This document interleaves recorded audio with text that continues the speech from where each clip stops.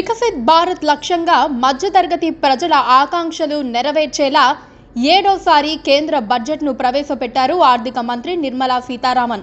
ప్రధానంగా 9 కీలక అంశాలకు ప్రాధాన్యతనిస్తూ ఈ బడ్జెట్ని రూపొందించారు. వ్యవసాయ రంగంలో ఉత్పాదకత, ఉద్యోగ కల్పన, నైపుణ్యాభివృద్ధి, సామాజిక న్యాయం, పట్టణాభివృద్ధి, ఇంధన భద్రత, మౌలిక రంగం, పరిశోధన ఆవిష్కరణలు, తయారీ సేవలు, తర్వాతి తరం సంస్కరణల లాంటి అంశాలను ప్రాధాన్యంగా తీసుకుంది కేంద్రం. ఇక బడ్జెట్ ప్రసంగంలో నిర్మలా సీతారామన్ కొన్ని కీలక ప్రకటనలు చేశారు. కొత్త పన్ను విధానం స్లాబుల్లో మార్పులు చేయడంతో పాటు స్టాండర్డ్ డిడక్షన్ని 50,000 నుంచి 75,000కు పెంచారు. ఇక ప్రధానమంత్రి ఆవాస్ యోజన కింద గ్రామీణ, పట్టణ ప్రాంతాల్లో 3 కోట్ల అదనపు ఇళ్లు నిర్మించాలని లక్ష్యంగా పెట్టుకుంది కేంద్రం. అర్బన్ హౌసింగ్ కోసం 5 ఏళ్లలో 2,20,000 కోట్లు కేటాయించారు. ముద్రా లోన్స్ పరిమితిని 10 నుంచి 20 లక్షలు పెంచారు. బడ్జెట్లో గ్రామీణాభివృద్ధి కోసం 2,66,000 కోట్లు కేటాయించారు. తొలిసారి ఉద్యోగులకు 1 నెల వేతనాన్ని ఇవ్వనుంది కేంద్రం. గరిష్టంగా 15,000ను 3 వాయిదాల్లో చెల్లిస్తారు. ఇందుకు నెలకు 1,00,000 లోపు వేతనం ఉన్నవారు అర్హులు. ప్రకృతి వ్యవసాయంలోకి దేశవ్యాప్తంగా 1 కోటి మంది రైతులను తీసుకొచ్చేందుకు ప్రణాళికలు రచించారు. 5 రాష్ట్రాల్లో కిసాన్ క్రెడిట్ కార్డులు ఇవ్వనున్నారు.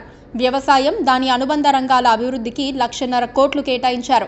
అలాగే పారిశ్రామిక ప్రాంతాల్లో పనిచేసే కార్మికుల కోసం పబ్లిక్ అండ్ ప్రైవేట్ పార్ట్నర్షిప్ విధానంలో డార్మిటరీ తరహా అద్దె ఇళ్లను నిర్మించనున్నారు. వచ్చే 5 ఏళ్లలో 20 లక్షల మంది యువతకు స్కిల్ డెవలప్మెంట్లో శిక్షణ ఇవ్వనున్నారు. 500 పెద్ద కంపెనీల్లో ఇంటర్న్షిప్లకు కూడా ప్రణాళిక సిద్ధం చేశారు. దేశీయ విద్యా సంస్థల్లో ఉన్నత విద్యను అభ్యసించేందుకు విద్యార్థులకు 10 లక్షల దాకా విద్యా రుణాలు ఇవ్వనుంది కేంద్రం. ఇక మౌలిక సదుపాయాల కల్పనకు 11,11,000 కోట్లు కేటాయించారు. ఇది జీడీపీలో 3.4% సమానం. ఇక మహిళలు, బాలికల కోసం 3 లక్షల కోట్ల పథకాలు రూపొందించారు. విద్య, ఉపాధి, నైపుణ్యాభివృద్ధికి 1,48,000 కోట్లు కేటాయించారు.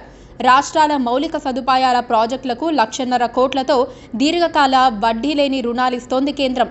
ముఖ్యంగా మొబైల్ ఫోన్లు, మొబైల్ ఛార్జర్లపై విధించే బేస్ కస్టమ్స్ డ్యూటీని 15% తగ్గించారు. అదేవిధంగా బంగారం, వెండి దిగుమతిపై కస్టమ్స్ డ్యూటీ 6%కి, ప్లాటినంపై 6.4%కి తగ్గించింది కేంద్రం.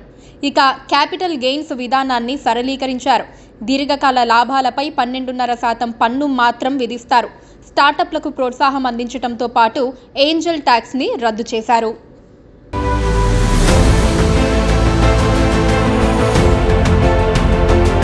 Please do subscribe to Please do subscribe to Please do subscribe to Please do subscribe to Please do subscribe to Please do subscribe to KTV Telugu. KTV Telugu. KTV Telugu. KTV Telugu. KTV Telugu. KTV Telugu. Please do subscribe to KTV Telugu.